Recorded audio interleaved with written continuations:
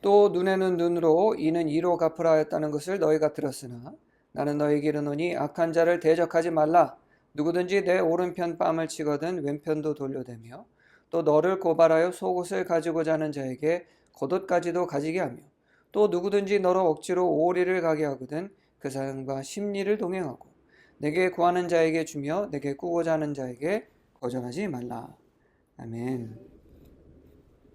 우리는 누구나 다 이제 공평한 삶을 원합니다. 그죠? 오늘 눈에는 눈, 이에는 이. 이라는 말은 단순히 균형을 맞추기 위해서 누가 날 때렸으니까 나도 저 사람을 때려야지 라기보다는 우리 마음속에 정의가 균형이라고 믿기 때문이죠. 왜? 내가 피해를 입었으니 상대방에게도 피해를 입히는 것이 정의다. 균형을 맞춰야 된다. 그게 정의고 그게 공평한 거다라고 우리가 생각하기 때문입니다. 근데 오늘 예수님께서는 좀 다른 말씀을 하십니다. 좀이 아니고 좀 어떻게 보면 이해하기 힘든 말씀을 하시죠. 예수님께서는 우리에게 단순히 공정함을 넘어서야 된다라고 말씀하고 계시는 겁니다. 오늘 예수님께서는요, 약하니까 싸우지 말라라고 하시는 게 아닙니다. 누군가가 나의 왼뺨을 때리면 오른뺨을 대면 이것이 내가 약하기 때문이 아니라 오늘 예수님께서 말씀하시는 것은 네가 약하니까 맞서지 말라가 아니라 악한 자를 대적하지 말라. 즉 무슨 얘기냐? 약해지라는 것이 아니라 악을 악으로 반응하지 말라라는 말씀이십니다. 참으라는 얘기가 아니에요. 우리는 대부분 처음 이 말씀을 듣거나 또는 이 말씀이 그렇게 유명하지 않습니까? 사람들은 예수님의 이 말씀을 무조건 참으라 라는 말씀으로 오해하시는 분들이 있어요. 참는 거는 강한 게 아닙니다. 약한 사람도 참을 수 있어요. 내가 어떻게 하지 못하니까 그냥 내가 참는다. 내가 참아. 이게 있죠. 누가 싸우다가 누가 봐도 자기가 약해요. 그러니까 이제 어떻게 할 수가 없으니까 그래도 이제 그냥 물러나기는 좀 이렇게 뭐라고 그럴까 속된 말로 쪽도 팔리고 그러니까 뭐라고 얘기하죠? 에이, 내가 참는다고 참다. 내가 참지 뭐. 그 우리나라 말 중에 그런 그 유명한 말 있잖아요. 똥이 더러워서 피하지 무서워서 피하냐 이러면서 내가 참다 이렇게 얘기하고 있는데 이건 약한 겁니다. 내가 못하니까 피하는 거죠. 근데 예수님께서는 지금 네가 약하니까 대적하지 말아라. 대적해봤자 어차피 네가 져. 이 말씀이 아니라 오늘 예수님께서는 무엇을 말씀하고 계시는 거냐? 악을 악으로 갚은 것이 아니라 악을 사랑으로 이겨라 라는 말씀이십니다. 지라는 말씀이 아니라 이기라는 거예요. 뭘로? 사랑으로 우리가 반응함으로써 이기라는 겁니다. 복수 대신 사랑으로 이겨라. 누군가 나를 때리면 보복할 것이 아니라 누군가 나에게서 무엇을 뺏으면 더 주고 누가 억지로 뭘 하게 하면 그 억지로 하게 한 것보다 더 함으로써 단순히 윤리적으로 착한 사람이 되라가 아니라 어떻게 보면 그 사람보다 더 윤리적으로 도덕적으로 높은 사람이 되는 거죠. 왜냐? 우리가 누가 날 때렸을 때 똑같이 때리면 나는 결국 똑같은 사람이 되는 겁니다. 그리고 악을 우리가 악으로 응답하게 되면 결국 어떻게 됩니까? 악으로 끝나는 거예요. 해결되는 것은 아무것도 없습니다. 이건 절대로 정의가 아니죠. 왜? 여기서 정의가 구현된 건 아무것도 없어요. 누가 날 때렸기 때문에 나도 똑같이 때리면 뭐만 남냐? 복수만 남는 거죠. 정의가 실현됐다 우리가 얘기할 수는 없습니다. 사실 오늘 그 예수님께서 말씀하신 눈에는 눈, 이에는 이는 출애굽기 21장에 나오는 율법에서 나온 이야기입니다. 근데 원래 하나님께서 눈에는 눈, 이에는 이, 이건 복수하라고 하나님께서 주신 게 아니라 왜 예수님께서 율법을 주셨냐면 이 율법이 있기 전에는 사람들은 이렇게 했어요. 누군가가 나를 이를 부러뜨리면 어떻게 반응하죠? 보통? 예를 들면 제가 집사님 주먹으로 쳐가지고 이를 부러뜨렸어요. 그러면 화가 나겠죠? 어떻게 할까요? 그러면 똑같이 이 하나를 부러뜨릴까요? 아닙니다. 더하죠. 왜? 열받잖아요, 사실. 그래서 보통은 누군가가 이를 부러뜨리면은 이도 부러뜨리고 손가락도 부러뜨리고 발목도 부러뜨리고 심지어는 죽이까지 하는 그런 일들이 비일비재했어요. 그래서 하나님께서 보복을 막기 위해서, 그러니까 이에는 이, 형벌은 죄에 걸맞게 균형을 맞춰라. 더 하지 말고, 이런 의도에 하나님께서 이에는 이, 눈에는 눈, 이렇게 율법을 만들어 주신 겁니다. 그런데 시간이 지나면서 이게 어떻게 변질이 됐냐면 복수를 정당화하는 도구로 변질이 된 거예요. 왜? 사실 누가 날 때렸다고 해서 때려야 됩니다. 그죠? 근데 안 때려도 돼요. 왜? 용서하면 되니까. 근데 사람들은 내가 맞았으니까 율법에 눈에는 눈, 이에는 이라고 했으니까 나도 가서 때려야 돼. 왜? 그게 나의 정당한 권리니까. 또 율법이니까. 그래서 용서라는 게 없는 거예요. 누군가가 나에게 피해를 입히면 똑같이 해야 되는 거예요. 누군가가 나의 양을 훔쳐가면 나도 그 사람의 양을 훔쳐가고, 누군가가 나의 그 물건을 이제 훼손을 하게 되면은 나도 똑같이 멀쩡한 그 물건을 가서 훼손하는 그런 일들이 비일비재한 거예요. 그러니까 정의도 없고 뭐만 남냐? 보복, 복수만 남는 거예요. 아무 누구도 용서를 하려고 하잖아요. 왜? 율법에 나와 있잖아요. 이게 내 권리잖아요.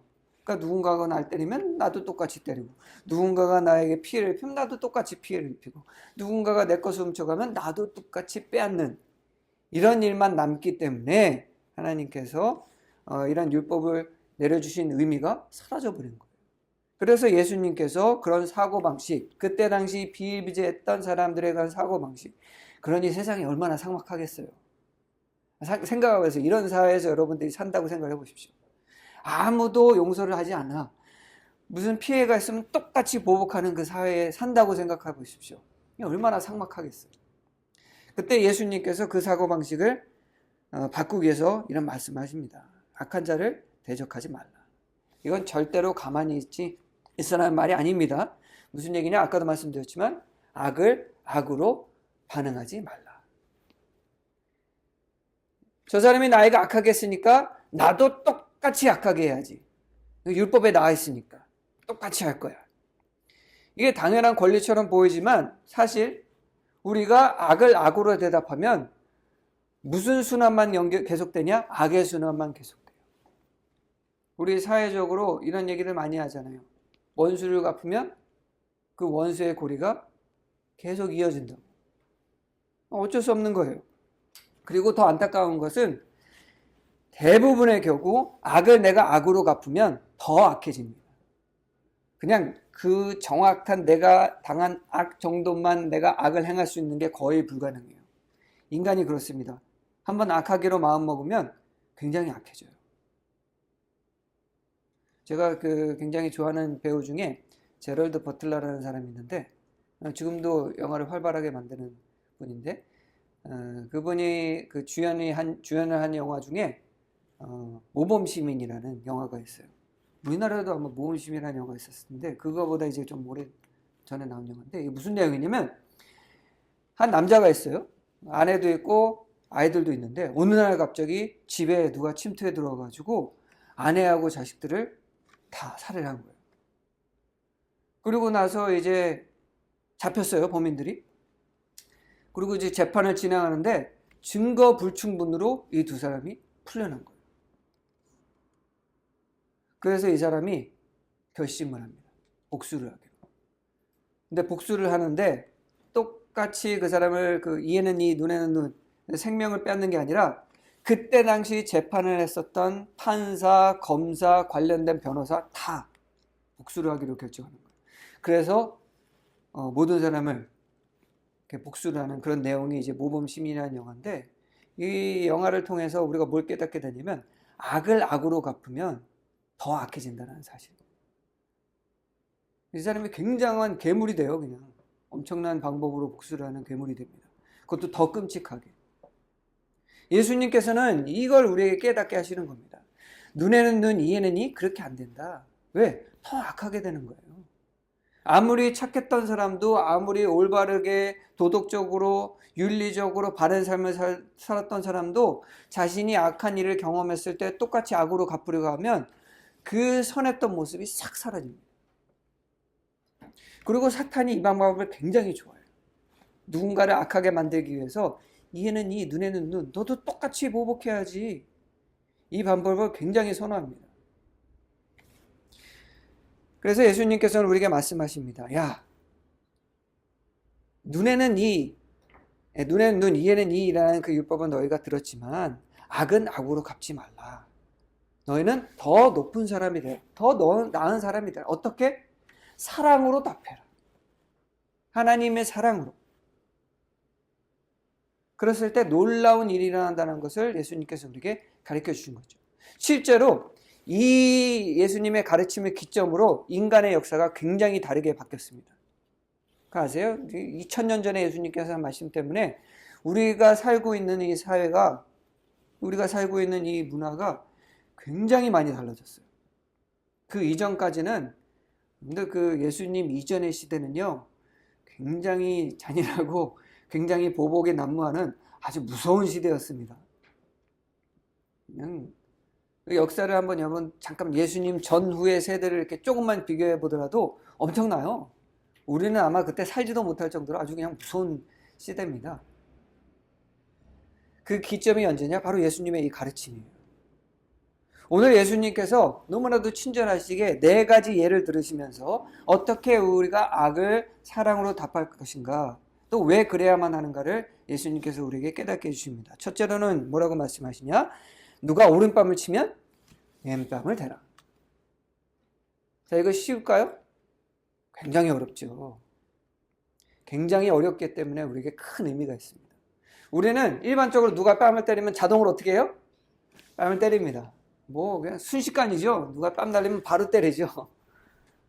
왜? 뺨을 때린다라는 거는 뭐 유대 그때 당시 사회도 그렇지만 오늘날도 어떤 의미가 있냐? 모욕을 하는 의미죠. 모욕이죠. 누군가 뺨을 때린다는 거. 무슨 의미야? 너는 아무것도 아니다 내게는. 너는 나에게 아무것도 아닌 존재다. 뺨을 치면서 모욕을 하는 거지. 단순히 어디를 때리는 것보다 뺨을 때린다는 것은 그런 아주 모욕적인 그런 의미가 있습니다. 근데 예수님께서는 뭐라고 하시냐? 오른쪽 뺨을 맞으면 왼쪽 뺨을 대라. 가만히 있으라는 얘기라는 거랑 차원이 다른 거예요.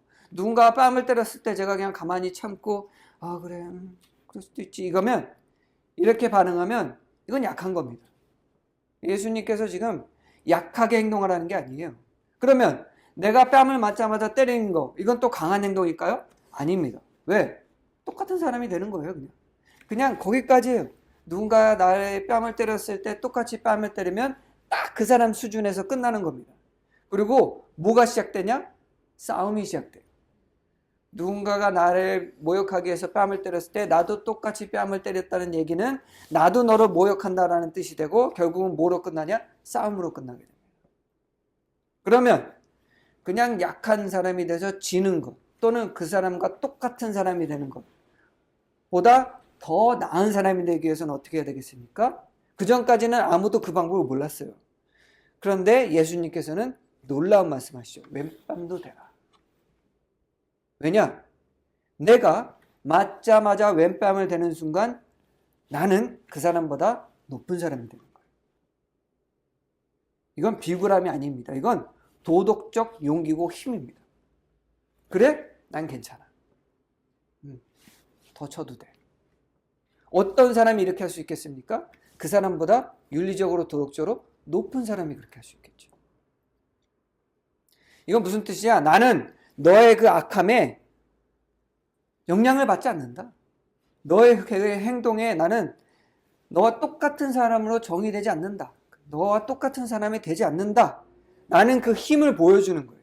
뺨을 맞자마자 왼쪽을 댄다는 것은 그래. 이거 아니에요. 뺨 맞자마자 도끼눈을 뜨면서 더 쳐봐. 더 쳐봐. 이거하고는 차원이 다릅니다. 이거는 뺨 때리는 거랑 똑같은 거예요. 우리가 이거 잘못 이해할 수도 있어요. 뺨 맞자마자 쳐봐. 그래. 쳐라. 그래. 아주 죽여라. 이거는 뺨 때리는 거랑 똑같은 겁니다. 똑같은 사람 되는 거예요. 그러나 맞자마자 뺨을 조용히 왼쪽 뺨도 되는 건 이렇게 하잖아요. 못 때립니다. 뺨을 때리자마자 또 때려봐 그러면 더 맞는데 맞자마자 하면 못 때려요.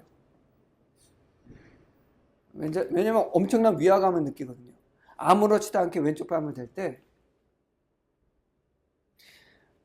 예를 들면 이런 겁니다. 여러분들이 뭐 직장에서 또는 모임에서 친구 사이에서 누군가가 여러분을 공개적으로 모욕을 했어요. 그럼 속으로는 어떻죠? 속으로는 막 불화가 막 치밀어올 수 있겠죠. 저 녀석이 감히 나에게. 근데 막 방어하고 싶고, 막 변명하고 싶고, 똑같이 모욕 주고 싶고 하겠죠. 그러나, 근데 여러분들 그렇게 하는 대신 여러분들이 침착하게 품위 있는 모습으로 아무렇지도 않게 반응하면 어떻겠습니까? 여러분을 공개적으로 모욕을 준 사람이 한순간에 어떻게 될까요? 머쓱해지겠죠. 얘가 막 화를 내고 막 창피해하고 부끄러워하고 막 변명하고 도망칠 줄 아는데 아무렇지도 않게 행동하는 순간 그 모욕을 준 사람은 머쓱해질 때고요. 나아가 주변에 있던 사람들은 뭐야 저 말도 안 되는 모욕이네 라고 생각하겠죠. 그러면 누가 이긴 걸까요? 모욕을 준 사람일까요? 아니면 그것에 내가 침착하게 아무렇지도 않게 대처하고 있는 내가 이기는 걸까요? 답은 당연하잖아요. 이렇게 행동할 때 그 모욕을 준 사람은 어떻게 보면 머쓱해지고 공격하라고 했던 그 의지가 싹 사라지게 되고요. 주변 사람들에게 오히려 나라는 존재에 대해서 더 높이 생각하는 그런 계기를 만들어준다. 이게 뭐예요? 이건 약한 게 아니에요. 이건 사실 엄청난 힘입니다. 예수님께서 말씀하시는 겁니다. 사랑은요, 절대로 약하지 않아요. 사실 이거를 우리 민족도 했어요. 우리는 이거 잘합니다. 사실 생각보다 굉장히 잘해요. 사람들은 우리나라 사람들이 되게 굉장히 좀 다혈질이고 굉장히 뭐 이렇게 공격적이고 진취적이고 뭐 이렇게만 보고 있는데 사실은요, 우리나라 사람들이 이거 굉장히 잘합니다. 윤리적으로 더 나은 행동하고 더 나은 선택을 하고 그리고 비폭력으로 폭력을 맞서는 거 굉장히 잘하는 민족이 우리나라 민족입니다. 역사적으로 우리가 일본은 어떻게 대응했나요? 비폭력 시위로 대응을 했잖아요. 우리나라가 자유를 얻을 수 있었던 이유가 뭡니까? 그때 독립운동을 하셨던 많은 위대한 분들이 뭐 당연한 얘기죠. 독립운동의 중추가 되시는 앞에 섰던 분들이 다 어떤 분이셨습니까? 기독교인들이었잖아요. 그분들이 아니었다가 한다면 그런 평화적 시위 못했겠죠. 그때 일본 그 군사들이, 정권들이 많은 사람들을 총칼로 죽이고 그랬을 때 똑같이 우리가 그 칼을 들고 총칼을 들고 같이 맞섰다고 했다고 한다면 우리나라의 독립운동이 이런 결과를 낳을 수가 분명히 없었을 겁니다. 일본인들은 더 좋아했을 거예요. 왜? 이유를 주는 거잖아요. 우리나라 사람들을 더욱 억압하고 더 폭력으로 다스릴 수 있는 그런 이유를 우리가 제공하게 되는 건데 우리는 그렇게 하지 않았습니다. 왜? 그게 더 큰 힘이 있다는 것을 알고 있었기 때문에. 그리고 이 일 때문에 사실 이 일이 있기 전, 우리 독립운동이 있기 전까지만 해도요, 서방 국가들은 일본이 우리나라를 지배하는 거에 대해서 크게 문제를 삼지 않았었습니다. 안 그랬어요? 왜? 자기들도 많이 해왔거든요. 역사적으로 많은 나라를 지배를 하고 있었기 때문에 그건 당연한 일본 그 제국의 권리라고 생각했었습니다. 그러나 독립운동을 기점으로 하여서 서방국들의 시각이 굉장히 많이 바뀌었죠. 그래서 우리가 우리 역사 가운데 독립을 이뤄낼 수 있었던 그것이 어디서부터 온 것이냐? 바로 2000년도 넘는 그 이전에 예수님께서 우리에게 가르쳐 주신 이 말씀.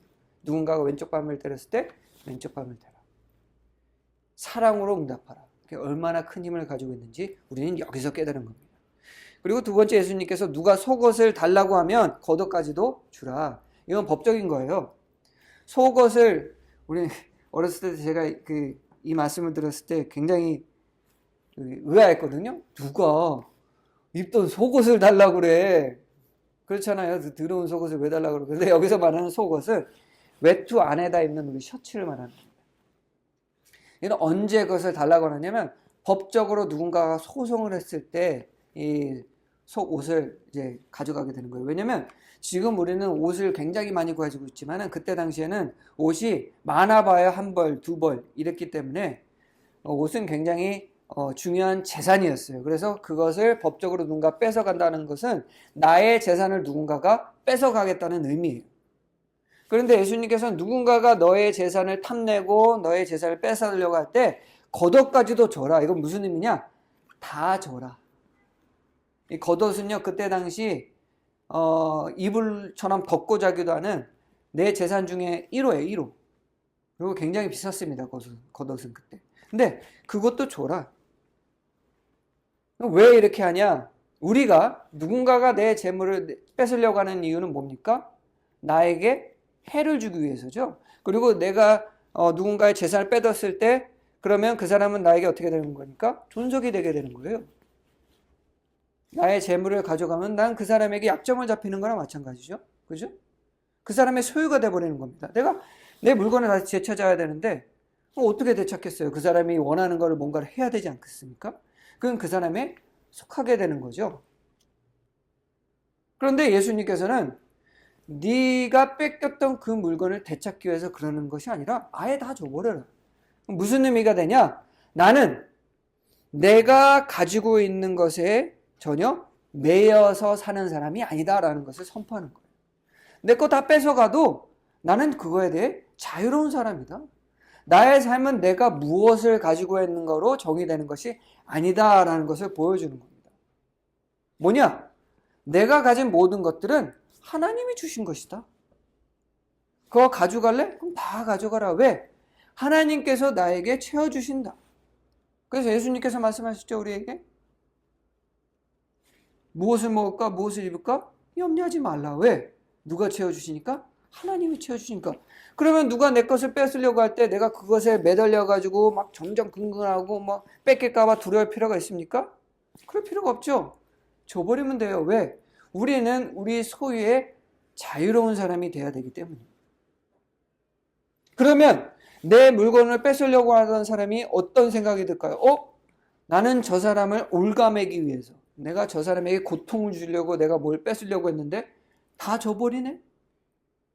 그러면 그 고통을 주려고 했던, 뺏으려고 했던 그 의도가 결국 뭐가 되는 거예요? 아무런 의미가 없게 되는 거죠. 그럼 누가 이긴 걸까요? 겉옷까지 준 내가 이긴 거죠. 보복 없이 그 사람을 이긴 거예요.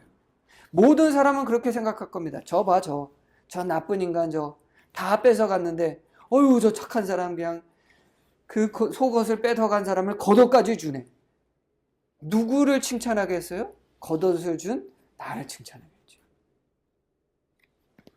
세 번째로 예수님께서 말씀하십니다. 누가 억지로 오리를 가게 하면 십리를 가라. 이게 단순히 누구 보고 누가 나보고 뭐 어디를 가라 이게 아닙니다. 이거는 법적인 그때 당시 지배 구조에 대해서 예수님께서 말씀하시는 거예요. 그때 당시 예수님께서 사역하셨던 당시에 이스라엘은 로마의 지배를 받고 있었습니다. 그래서 로마 군인은요, 이스라엘 백성을 자신의 그런 군장을 지게 할 수 있는 법적 권리가 있습니다. 그래서 어떤 전쟁을 나거나 또는 그 막사라든가 이런 데서 이동할 때 아무나 이스라엘 사람을 불러다가 야, 내 총칼이 한다. 칼하고 갑옷, 내 그 군장 지고 어디까지 옮겨 해도 돼요. 법적으로. 왜? 지배를 하는 입장이기 때문에. 근데 예수님께서는 그런 일이 있을 때 십리를 그 물건을 옮기라고 했으면 이 십리까지 옮겨라. 단 기쁜 마음으로. 억울해하고 막 이런 거 시켜 막 얼굴 그냥 막 찡그리고 막 하기 싫어가지고 막 이렇게 하면 그건 진 거예요. 왜? 내가 결국은 그 권력에 굴복한 거잖아요. 하기 싫은데 로마 군인이 시키니까 어쩔 수 없이 했다라는 걸 내가 지금 그 사람에게 보여주는 거잖아요. 이건 약한 겁니다. 이거는 굴욕한 거예요. 이미 굴복한 거예요. 그런데 내가 기쁜 마음으로 그래요? 제가 해드릴게요. 하고 그것을 메고 가는 것뿐만 아니라 근데 원래 막사가 십리까지 더 가야 되는 거 아닙니까? 제가 거기까지 갈게요. 라고 한다고 생각해 보십시오. 로마 군인이 어떨까요? 머쓱하겠죠. 왜? 사실 자기가 해도 되는 일이거든요. 그런데 나의 그런 권력을 그 사람에게 보여주기 위해서 그 일을 시켰는데 오히려 날 도와주겠대. 그러면 여기서는 힘의 관계가 뒤집힌 거예요. 나는 이 사람을 나의 노예처럼 부렸는데 이 사람은 자발적으로 함으로써 자기는 힘의 권력에 의해서 움직이는 노예가 아니라는 걸 지금 나에게 보여주는 거예요. 그럼 내가 머쓱하잖아요. 난 이 사람보다 더 힘이 있고 더 나은 사람이라고 생각했는데 그게 아니게 돼버린 거예요. 오히려 날 도와주겠대요. 그럼 나는 순간 어떤 사람이 되는 거예요? 도움받는 사람이 되는 거예요. 로마 군인은 자기가 힘 있는 사람이 생각했는데 도움받는 존재가 한순간에 돼버리는 겁니다.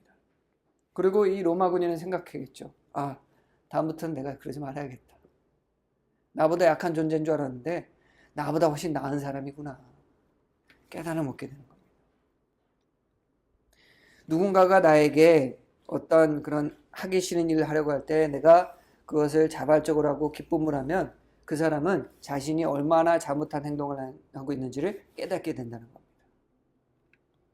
이건 이기는 것 이상이죠. 왜? 그 사람의 잘못함을 깨닫게 만들어주니까. 근데 만약에 여러분들 그 지구에다만 내팽개치고 나는 못해. 뭘 깨닫게 해서 오히려 더 강하게 여러분들이 강압을 하겠죠. 우리나라 역사도 마찬가지죠.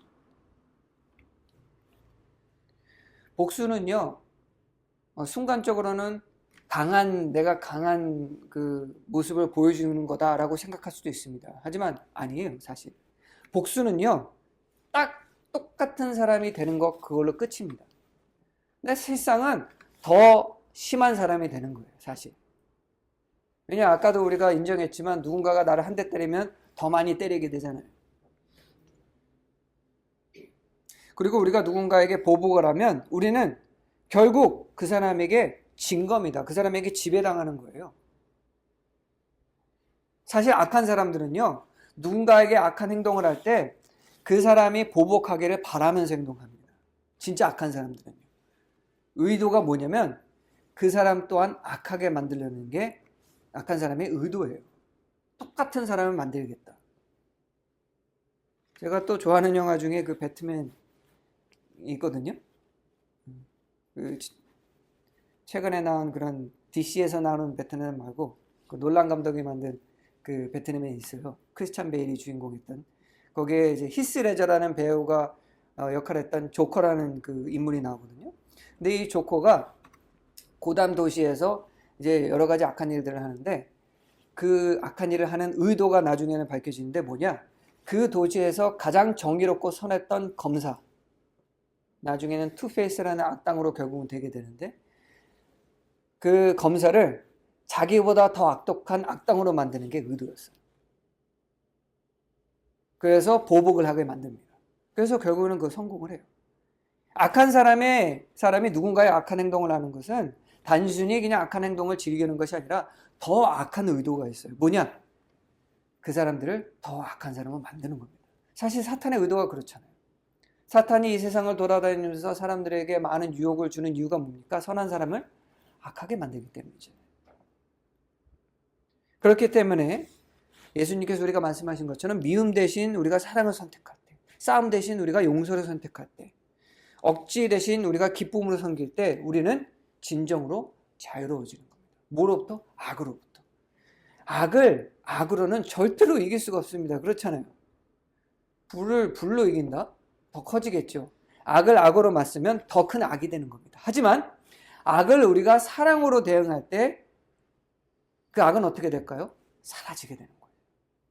꺼지게 되는 겁니다. 그래서 예수님께서는 이 말씀을 가르치시는 것으로 끝내는 것이 아니라 실제로 그렇게 하셨습니다. 예수님께서 이스라엘의 종교지도자들에게 잡혔을 때 그리고 말도 안 되는 그런 이유를 대가지고 예수님 십자가에 못 박으라고 했을 때 변론을 하셨나요? 안 하셨죠. 막 화내셨습니까? 안 했습니다. 십자가에 못 박혔을 때 로마 군인들이 야야야 너 신인의 아들이라면서 천사들을 불러서 거기 내려와 봐라 그랬을 때 예수님께서 하실 수 있음에도 불구하고 아무런 대꾸는 안 하셨습니다. 대신 뭐라 그랬죠? 저들을 용서하소서. 저들이 지금 뭐 하는 일을 알지 못합니다 라고 오히려 하나님께 용서해달라고 말씀하셨죠. 실제로 그렇게 하셨습니다. 자, 이 사건을 역사적으로 우리는 어떻게 기억합니까? 어떤 약한 사람이 누명에 써서 십자가 못 박혔다라고 기억합니까? 아닙니다. 인간 역사상 가장 위대하고 가장 강력한 사람이 십자가에서 자신을 희생했다라고 우리는 기억하고 있습니다. 만약에 예수님께서 천사들을 불러가지고 거기 있는 사람들을 싹 쓸어버렸으면 그렇게 기억이 됐을까요? 아니죠. 예수님이 윤리적으로 대단하고 또 남을 사랑하고 또 원수를 사랑하는 사람인 줄 알았는데 결국 우리랑 똑같구나 이렇게 기억했을 겁니다. 하지만 예수님께서 오늘 말씀하신 것처럼 악을 사랑으로 이기셨습니다. 그리고 우리의 역사도 그렇게 해서 엄청난 윤리적 도덕적 발전을 이루어냈죠. 물론 모든 사람이 신앙을 갖고 있지는 않지만 엄청난 윤리적 도덕적 그 차원이 다른, 과거와는 차원이 다른 그런 도약을 할 수 있었던 이유가 뭐냐? 바로 오늘 예수님께서 말씀하신 이 가르침입니다. 이 세상은 그런데 안타깝게도 여전히 많은 사람들이 눈에는 눈, 이에는 이 그런 논리를 가지고 살아갑니다. 특히나 정치 그리고 또 경제 이런 곳에서는 이 논리를 아직도 가지고 살아갑니다. 하지만 예수님께서는 여전히 우리에게 말씀하고 계신 거예요. 더 높은 길을 걸어가라. 왜? 우리는 하나님의 나라의 백성이기 때문에.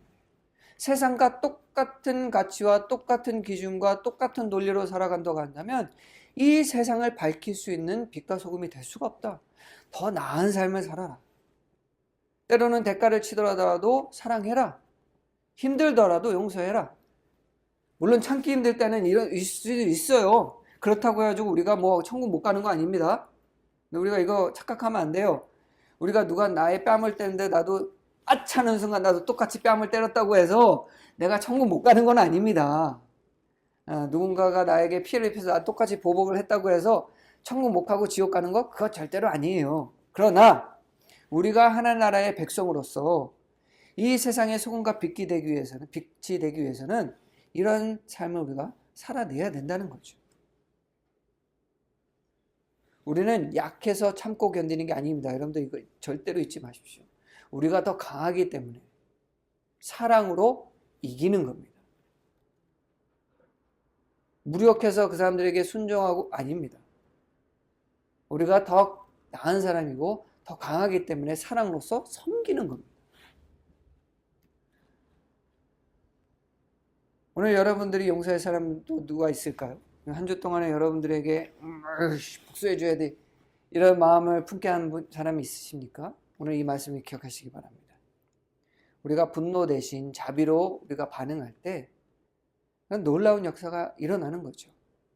바라기는 여러분들 직장에서 또는 여러분들 가정에서 또는 여러분들이 속해 있는 어떤 그룹에서 이런 일들이 일어났을 때에 여러분들 안에서 보복되시는 사랑, 그래서 사람을 변화시키는, 나의 삶만 변하는 것이 아니라 사람을 변화시키는, 그리고 또 여러분들의 주변의 사회를 변화시키는 놀라운 능력과 은혜를 체험하시는 여러분들 되시기를 주님의 이름으로 간절히 축원합니다.